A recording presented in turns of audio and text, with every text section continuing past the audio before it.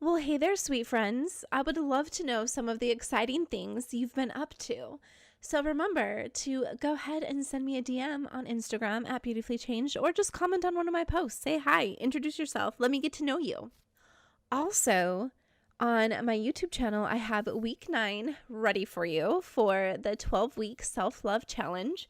So go ahead and check that out at Beautifully Changed. Also, I have decided to split up my kind of lifestyle stuff and book reviews and fitness stuff onto a different channel. So Beautifully Changed is going to be all like the mindset stuff, and then Steph Hamas is going to be where I put my like book reviews and fitness stuff. So you can definitely check it out. Check both of them out. Subscribe, say hi, and enjoy the videos.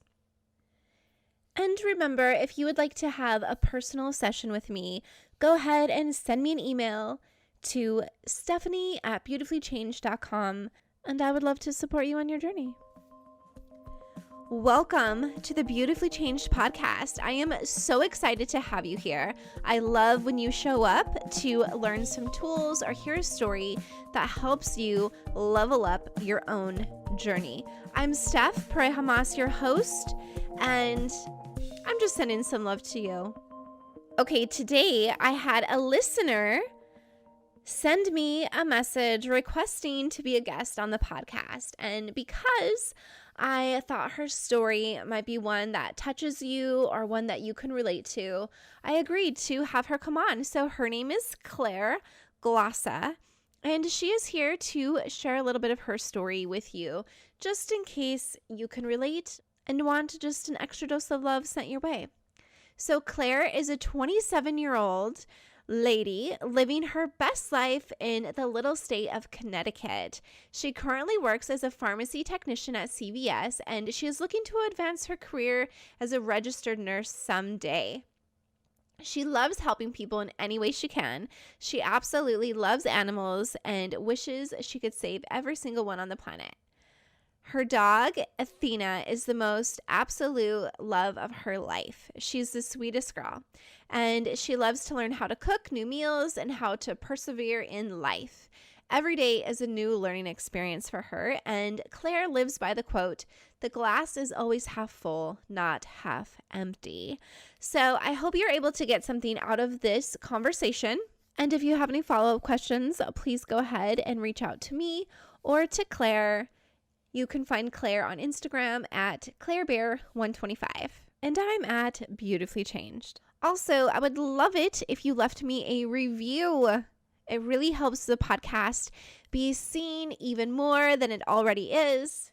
This podcast has been listened to around the world and has made it into the top 100 podcasts in several other countries, which is phenomenal. So your reviews do help more people get to find this podcast. So it's not only good for you, it's good for others. So when you do a review, it's awesome. And also share this episode if you know somebody who would love to hear some of the words and inspiration and encouragement that you'll find here today. Okay. Now let's go ahead and dive into mine and Claire's conversation. Hey, Claire, welcome. And I'm so excited to talk with you today. How are you doing? I'm good. How about you? I am doing fantastic. I was feeling under the weather, but now I'm feeling great. So, my nose is still a little cloggy, like stuffed up a little bit. So if you hear that, I apologize, but it is where I'm at. So have you been doing anything exciting?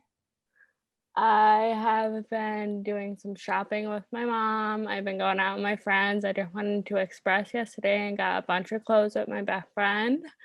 Me and her went out on a little adventure. We got some new shakes from a new restaurant in town. It's called Good Vibes Nutrition. It was really fun. They're all about positivity, so we tried it out, and her last name is Young, so it was really funny that she got a shake called Forever Young. I got a shake called the Sunflower, and they were pretty good. And then we went to Express, and it was funny because we actually got the same exact outfit. So, and because of COVID, they usually don't let the dressing rooms open, but because we're in phase 3 now, the dressing rooms were open, so we were able to try on our clothes, so it was awesome, and we got what we wanted. So That is awesome. I love Express. I recently got a couple outfits from there myself because they were having an incredible sale and I love their stuff. It always feels so pretty. I like it. I Okay, love them.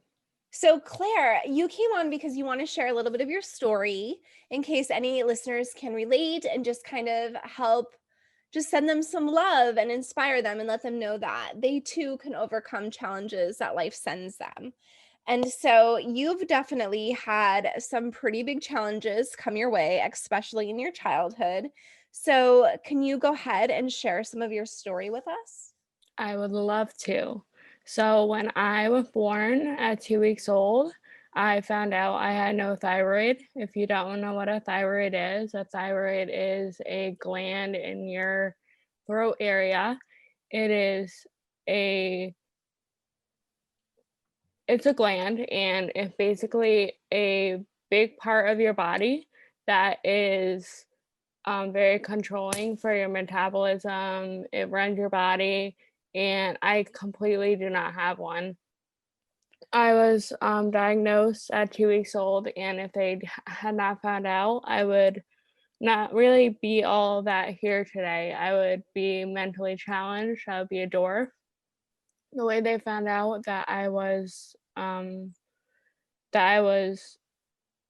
did not have a thyroid was that they did a bunch of blood tests. At one point, they could not get blood out of me, so they had to do an aerial stick into my wrist. And my mom had told me when they were doing the aerial stick that she couldn't feed me, and it was so challenging because I really needed food at the time, but I was so hungry and I was crying so much, and I really needed the food, but they couldn't she couldn't feed me, and she said it was one of the worst days of her life, and probably for me it was devastating. But they finally got the blood and they ran all the tests, and had they not found out that like a year earlier, then I would have not been the way I am today. And really I'm really happy that they have the science to show that I can overcome that, and that I'm not mentally challenged, and that I'm not a dwarf because I have grown up to be myself. Um, so that was one of the challenges. So hang on, let I, me pause right there then for a second, Claire. Is that so do you have to take like a hormone replacement like every day? Like how does that work? I do. I have to take what's called Synthroid or levothyroxine. It's the generic for it. So Synthroid is basically the replacement of a thyroid. So I have to take that every day. If I don't take it every day, which I don't want to know, I will I will ha- I don't know what will happen, but I do have to take that every day in order to replace my thyroid. I do take 175. I do have to get many blood tests every year to figure out what my levels are. So like my THC, my TH1, they do a blood count on me, and they have to see where my levels are, and how I'm doing with my hormones, and where I'm at basically. And then Wow. they just they go forward, and my endocrinologist also prescribed me other medications that can help me with other things that are going on because I don't have the thyroid right now. So it is a very big challenge for me. Another big thing is I'm very tired all the time. And I do have some speech impairments and hearing. I have a 20% hearing loss in both ears, so I can't hear like special sounds like high pitch frequencies or um SHs or STs. So sometimes I don't pronounce them right, and my mom lets me know.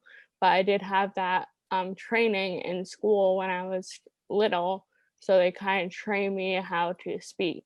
So that was a big part of my life as well. Wow, Claire, it's so interesting because I met someone, I think maybe like a year or 2 years ago, and, she actually requested to be on the podcast too, so I think I'm gonna have her on within the next, few weeks, but she was also born without a thyroid. And it's so interesting to hear your guys' similar like, some of that similar challenges and how you're figuring out ways to thrive without the thyroid because it's gotta be challenging to find the right balances, especially as you're just, like, aging and life transitions in general. So, that's very challenging, and I hadn't never met anybody before her. So now I know 2 people, and, I understand how hard the thyroid issues are because my mom has Graves' disease.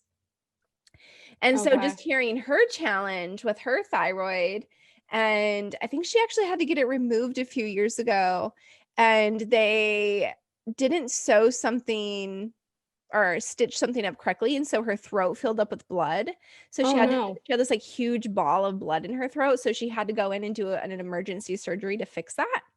And it's been, like, a huge challenge for her to continuously get the balance right. Is that what you're experiencing too, and, like, the lack of energy and stuff? Do you have some days where you just, like, have this boost of energy and you're like, "Oh my gosh, I'm going to do so much today?" I do. I have a lot of energy one day, the next day I'm, like, dead to the world. Mm. So yeah, it is very challenging for me. A lot of people see why I'm so tired and they really don't know, my body. So I'm not going to explain to every person I see why I'm so tired, Yeah, so that makes sense, and also when you talked about your mom not being able to feed you when they were trying to do your blood draw, I can only imagine because I have a 7-year-old, and that would be oh my gosh, as a new mom are you your own are you do you have any siblings? Are you the only child? I Are have a you brother that's 29. okay, so he's a little bit older. Yes. Yeah, so yeah, it was probably devastating for your mom to not be able to comfort you or feed you in that moment, so very good Yes. point. Okay, so this isn't your only challenge, you have some other I have some other challenges as well. So as life went on, I went to school, and around 5th grade, my mom began to tell me that my father had cancer. He began to have liver cancer, and then he began to get well, he got liver cancer, so my mom had to sit me down and tell me that he wasn't well. So when I entered middle school, he became terminal. So I knew that he was going to go at some point, but I didn't know when. So 6th grade was a very hard year for me because not only was I dealing with a family tragedy, but I was also being bullied at the same time.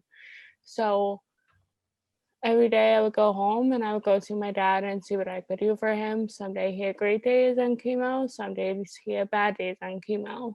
And it was really hard for me to see him struggling with this because I knew that he was in so much pain and there was nothing I could do for him. So life went on, and in the 6th grade, on May 26th, I saw him for the last time. I was sitting in my house in Glen Meadow, and well, before that, my mom and dad did get divorced, so that was a big challenge. But on May 26th, my dad was sitting next to me, and that was the last day I ever saw him. And he looked at me, and I said, "Dad, how are you feeling?" And he said to me, "I'm feeling great. This is the best I've ever felt in my life." So that was the last time I ever saw him. And then May 28th, I was having a Memorial Day party with some of my friends at one of my dad's best friend's house. And that night, he went to the hospital because he was having varices, which are basically you're just bleeding out, you're throwing up blood, blood coming out your bottom, and he could not control the bleeding. So May 29th came, 9 a.m. My mom waked me up. She said, "We have to get to the hospital right now." I went to the hospital. We went and picked up my brother at his friend's house because he went to a Memorial Day party at his friend's house. And we rushed to the hospital. And we were saying at 11:11 he did pass away. I was sitting next to him. He was holding my brother's hand. Family was around him, and I watched him pass away in front of my eyes. It was one of the most tragic um, unbelievable things I've ever seen, and I hope that anyone who has ever have to go through this will honestly just take it in, because it is tragic, but if you ever have to go through this, know that when they go, that they're at peace, and that they're better as soon as they go into heaven.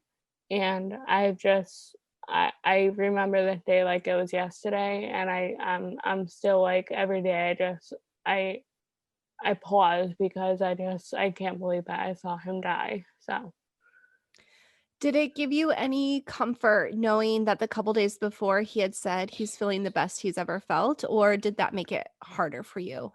um it made it comforting, but he told my mom that the cancer had spread, so she knew that the cancer that he was gonna die within 2 weeks. So we had to prepare, and she knew and I didn't know. So I needed to I had no idea that my dad wasn't gonna die, and I just needed to go forward with it basically. And I when I saw him die in front of me, it was really rough for me.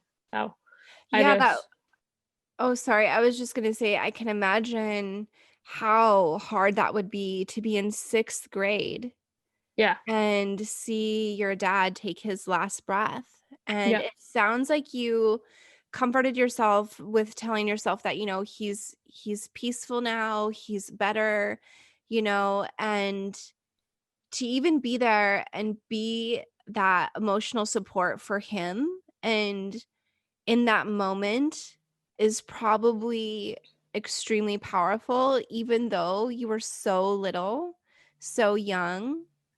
I think it's incredible that you were able to be there and to be that love in that moment. Well, yeah, some of the glory details are like when he was dying, he was because he knew we were there, and he was raising his arm up for my brother, and my brother was holding his hand, and then he would raise his arm up again and take it again. And then we had to leave the room because the nurses had to take over. So that was one of the details, but he ended up dying with his mouth open. So um, when we went to the wake, I actually passed out because I couldn't believe that I was seeing my dad for the first wake I've ever been to, and my father laying there. Um, and he was just, and they miraculously got his mouth shut. I don't know how they would ever do that, but yeah, and I like I said before, I passed out. And then we had so many people supporting us, and those 2 days were awful. Putting my dad in the ground was one of the worst things I could have ever imagined, but it actually made me a stronger person like I am today. Like, I know today how to be independent, and I don't depend on anyone, because I know if I have to depend on my mom, then that'll be harder on her. So I have to learn how to be a person for me and lean on myself rather than her, because I know she has a lot of stress as well. Yes, so you're trying to make sure that you're self-sufficient and that you're independent and that you can make sure that you're able to, like, feed yourself and pay your bills and just be a responsible adult. Exactly. Yep. And Yeah. I see a lot of friends now who are losing their fathers, and I'm trying to be a support system for them because I've been through it as well. I know how it feels to lose a parent, and it's one of the worst feelings in the world. And then when people say, "Oh, I hate my dad," or "Oh, I hate my mom," it's like you should be grateful that you even have a mom or dad, or you have both. You shouldn't I be saying that you hate them. I think so, but I think there's also truth in the fact that some parents have been so deep in their own pain that they weren't a safe place for their kids. And so that's where we get to honor individual relationships and give people the peace that they don't have to keep their parents in a close relationship with them if it's more painful for them. Because sometimes parents have to do their own work of healing in order to earn the relationship with their children. It's not just a given just because they're parents. So I see what you're saying. Like you lost your dad and you're like, don't take that for granted. Like, and I think that's great advice when it comes to like the petty stuff, such as you didn't get the PlayStation 5 this year for Christmas. Don't hate your parents over that. But if your Yeah. parents were very abusive to you or just really unhealthy and toxic and they actually hurt your mental health and you're just you as a person, you don't have to keep them in your life, you know? That is very true as well. Yeah. And you've experienced, so let's talk a little bit more. So your dad, he also had hep C and he was an alcoholic, correct? He was, yeah. Yeah. So not only did you see your dad pass, you also most likely didn't have as close of a relationship with him as you would have liked to because of the alcohol. Would that be true? I was very actually close with him, not because he drank alcohol. That was a big reason why he passed away. Yeah. So So the alcohol didn't get in the way of you feeling like he was the dad you wanted and needed. absolutely, he was an amazing dad to me. I wouldn't want anything less than what I ever got. He was the most kind, caring dad I could have ever wanted, and I wish today he was here to see how much I've grown. I totally get that. My dad is also an alcoholic. He's a functioning alcoholic. Yeah. But he's very loving and I haven't seen him though in like 6 years, but he's just a very loving and kind person. And actually, because I've only known him drinking my whole life, that sometimes, if I'm being brutally honest, I almost feel like awkward if he hasn't had a drink and it's like the evening hanging out or something. I'm like, oh, because he's like two different people, you know, always Yeah. nice and kind, but without alcohol, he's very quiet Yeah. and doesn't really say much. But once he has like even a drink, then he's way more talkative. And it's just the dad I know. Mhm.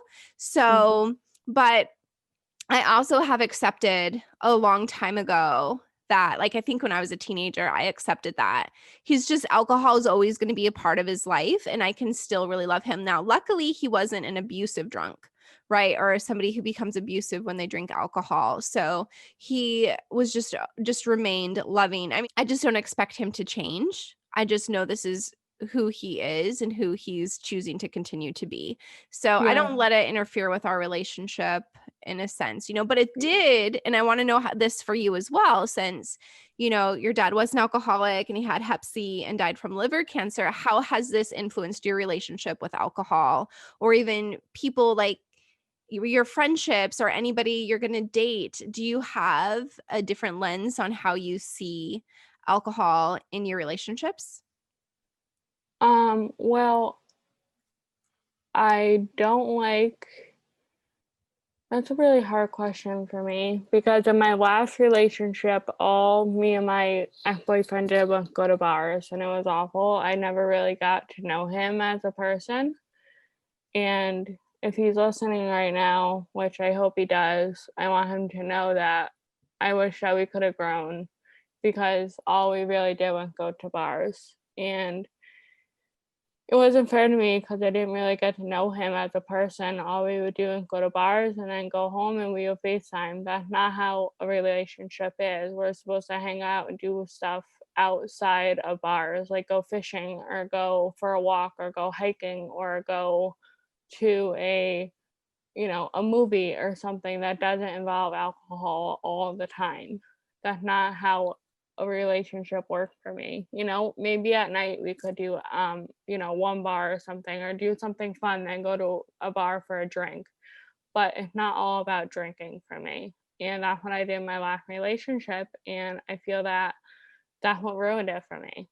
So I Mhm. feel that for my next relationship, I I really would like to have someone that would like to go fishing or would like because I would love to learn how to fish or would like to go hiking or go on a walk in the woods or go do an adventure like go to a Gillette Castle. I don't know, somewhere, where we can just have fun and do something that does not involve alcohol. Because to me, a relationship is getting to know someone, who they are, getting their backstory, and then, getting to know them as a person, how they act, really getting to know them. And then maybe, as I said, that night, going out for a one drink and then going home, you know?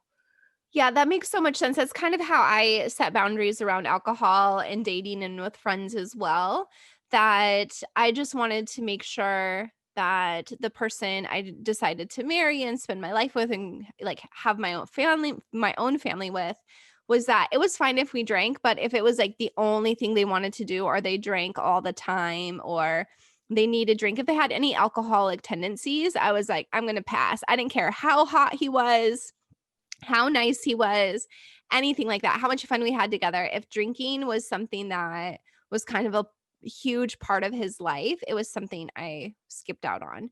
Mhm. So for me, like I'll definitely I'll have a glass of wine here and there. Um but I definitely wanted to make sure, like I said, to not well, also, I wanna make sure for myself too, because 'cause I'm like, alcoholism, there's a lot of alcoholics in my family. So, I wanna make sure that I don't take that path, and so I'm very aware and very strict with myself with that, and so that is definitely something that I wanted for myself as well, and Yeah, I my think dad may my dad may have been, a heavy drinker, but he was a very hard worker. He owned a carpentry business called Valley Construction. He would go out from 7 a.m. to 5 p.m. and he would build houses every single day. They would have one house done in 1 week. They were a very hard worker. They owned a tractor, which I'm looking at right now. And they had a bunch of group. They had it was my two uncles and my father and their friend. They're four guys, and I could name so many places that I know of that have been built that they have done. And he was a very hard worker, but he liked to have his fun when he would come home, which I totally understand, but it's about what you do during the day that that, you know, it's hard to explain, like, you do stuff during the day to be productive, and then you have your fun at night. You know what I mean? So, it's not all about sometimes about the alcohol, but it's about the person you are and how hard you work. mm. No, I think that's a great point with stereotypes because a lot of people think if someone's an alcoholic, that means that they don't do anything but drink all day long, and Mhm. that's their only thing in life, and it's true, like, that's why I say my dad's a functional alcoholic because he also works really hard, he's incredibly reliable, he's a good man, and he drinks a lot, right? So and like we also said, your dad was very kind, my dad's very kind, and so sometimes we could think also that people who drink too much are always violent and things like that, and so I think it's great that we have 2 examples that go against the stereotype, and I love that. Yeah. Yeah, so what else has okay, so your parents got divorced, you told me that you experienced some emotional and verbal abuse, your dad passed away, and all of this happened by 6th grade, and you were born without a thyroid. Like, that's a lot to experience at such a young age in your life. So, how has these experience influenced just the way you show up in life? Well, I'm a very positive person. As I said before, I depend on myself. I have very good friends that are very supportive of me. I have two very good friends who are boyfriend girlfriend. They're my rocks. I love them so much. I tell them basically everything and everything. I have a few friends that I do hang out with. They're they can. I haven't seen them in a while, which I hope we can reconnect soon. And then I have my friend in Oklahoma who I love dearly, and it's just like it just depends on who I tell my story to and what I can what people I can lean on to talk to, because I need that emotional balance, and I need that those people to lean on, and I also lean on myself a lot. I Okay, go so to bed, I just think a lot, and I work a lot too, so that takes my mind off of it. So Okay, so then Claire, are there certain characteristics you look in? Because so you obviously experienced some pretty lows. And is that partially why you're like, you know what? I just see the good in life. I don't want to only focus on the bad. I want to see the good. And does that also influence the characteristics or the values that other people have that you want in your life? Yeah, I want positivity in my life. If I'm gonna get a boyfriend in the next year, I want positivity. I don't want any negativity in my life. I can't deal with any more negativity. I've been through a lot in my life. I want that person to be happy. I want that person to be loving. I want that person to support my all my decisions. I want him to understand what I've been through. Um, I just need that person to lean on, you know? And if they don't like my backstory, then see you later. I really can't deal with it anymore, honestly. Yeah, except for the normal ups and downs of life, right? You don't Yeah, want anything exactly. extra dramatic. The So, normal. Yeah, the yes, norm, but yeah, that makes sense. And so how has it made it so that you show up in your relationship? So I've heard you talk about your friends and how they're there for you and you like the positivity, but how are you showing up different in your relationships than maybe somebody who hasn't experienced the same tragedies as you? um when I show up, I kind of like blank it out. I don't really tell them what's going on until if they bring it up.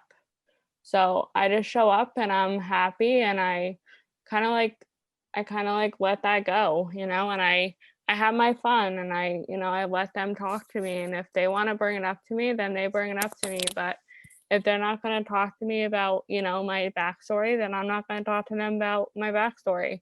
But they can ask me general questions like, where do I live? Who do I live with? Um, you know, where do I go to school? What do I do for work? But they're not gonna if they want to hear what I've been through, then sure, I'll tell you, but don't judge me for what I've been through. I can't change that. Right. And I guess I'm asking, like, are you someone who then are you more forgiving of their mistakes? Are you somebody who listens to them? Are you somebody who goes out of your way if you know that a friend is having a bad day, maybe you'll make them a meal or something like that? Yeah, I'm always like that. If someone's having a bad day, I'll go out of my way and I will go visit them. I'll write them a card and I'll send it to them. I'll send them a loving text. I'll do something nice and I'm always like that and my friend can even back me up on that and they say I'm one of the nicest people that they've ever met even though I've been through all this in my life. Yeah, sometimes I think the kindest people are the people who have seen deep tragedy or have experienced deep pain in their life because they understand the value and how priceless kindness really is. I do And agree with that. thank you. And Claire, so okay, so I'm very curious. So since you've seen, I'm guessing your dad was pretty young then when he passed. He was 52. Yeah. Okay.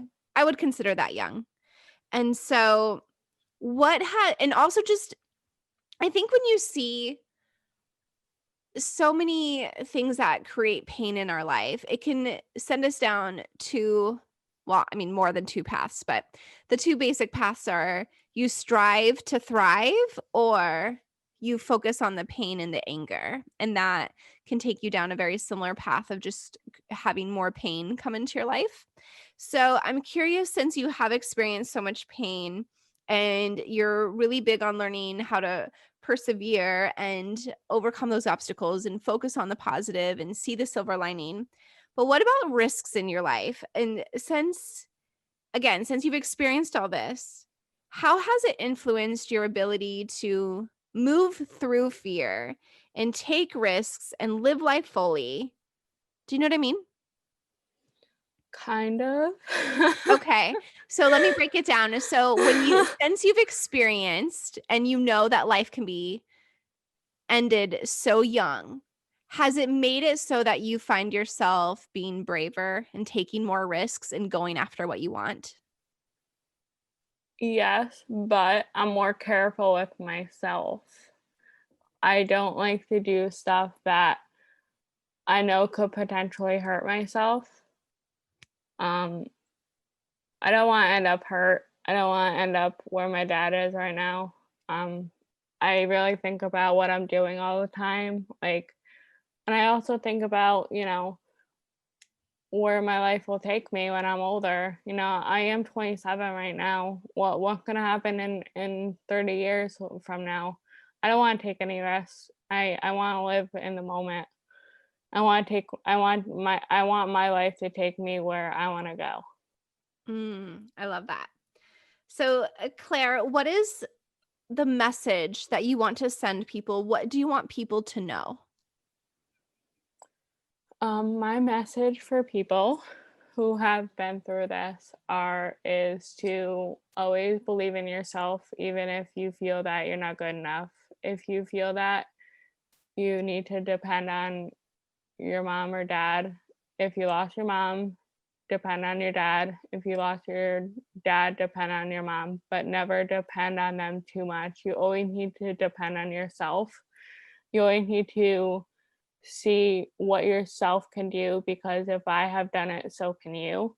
Um, I I can guarantee you that you can do it, because it may be hard, but it will show at the end. And you just need to take your time, you need to do it, and you also need to believe in yourself. If you don't believe in yourself, then it won't happen, but if you believe in yourself, then you will get there. Don't cry too much. I know it's hard, but every month you're gonna be reminded, oh, we're at that date where, my so and so passed away. I know it's hard, but every day will get easier. I know you're in a grieving state right now, but you need to just relax and remember the good times. Try not to remember the bad times. And, it will get easier and time goes on. Visit them frequently. They do enjoy that. I go and visit my dad's at time, but I don't go all the time because I know that he's okay and he's looking down on me. And if you feel a little warmth, that's them visiting you. Um, and just always remember the good times. That's all. I can't stress that enough. Just remember the good times of them, because they are smiling down at you, and they know that you're gonna be okay. Oh, that's great, Claire. I love that you remind us that we'll be okay, right? Because sometimes in the depth of it, in that just thick of the pain, we forget that we're going to be okay, or that we're stronger than this disappointment or this heartbreak, and that we'll come out of it eventually, right? But like you said, feel it, start paying attention to the good things. I love that. And I also love what you said when you encouraged us all to see what yourself can do, right? That Yes. is such a great message. I love that. So, Claire, do you have a few minutes for me to ask some fast questions, or like the lightning speed questions? Sure. Let's go. Okay, great. So, Claire, what is your favorite meal to cook for others? I like pasta. Ooh. And your current favorite song? Oh, that's a hard one. You can name a couple. Um, they're kind of throwbacks. So I like Family Affair by oh my god, what's her name? Mary J. Blige. Like that's my current rock song right now. Love it. Love it. And what's the last movie you watched? Uh, Grey's Anatomy. Ooh. Are you watching this season? I'm currently on the last season, so I'm doing a little. I gotta get up to the next season. So. Gotcha. Gotcha. It's good. Okay, so the last mistake you made. Ooh, it was at work actually. I what did I do? I think I was doing like a really important medication, and I think I mislabeled it or something. So, oops, sorry. Did you catch that mistake? Yeah, sorry. I Ah, did. I caught it. I caught it. Good. As long as you catch it, right? I do. I always catch my mistakes. Awesome. And what happens when you make a mistake? Do you beat yourself up or do you give yourself time to grow and tell yourself it's okay to make mistakes? I give myself time to grow. Awesome. And what is your favorite drink? Diet Coke. Okay. And your celebrity crush? That's a hard one. Do you have a couple? Is that why it's hard? No, I can't think of them right now. Oh. Damn. Like, I have a few, but I would have to look them up. oh, because you don't know their names. You just know what they look like. No, it's just like they're there, but I really like Adam Levine. He's Okay. really cute. He's good. He's got a fun, playful personality too. Yeah. And Claire, what is some advice you live by? Some advice. Live free or die trying. Okay. I like the one I always go by. The glass half full one? Oh, I like that. Yeah, my mom always says that. And I live by the glass half full. Always. I love that. Yeah. And Claire, if anybody wants to contact you, are you open to that? And if so, where can they find you? I'm open to contact. You can find me on Instagram at ClaireBear125. It's Twitter, the same thing, and then Facebook is my regular name. Fantastic. Well, Claire, thank you so much for coming on and sharing your incredible story with us. It is always so inspiring when we hear somebody who has had such challenges and they've been able to overcome them. So not only have you had physical challenges, but emotional challenges, and you're not letting them hold you back, and you're working on growing all the time, right? Like a lifetime learner is what you sound like. And you really want the best for yourself and for everyone else that you know. And that's incredible. Thank you so much for having me. Thank you so much for spending some of your time with me today. And make sure to share this episode with someone and leave a review. And remember, you're worthy of incredible love.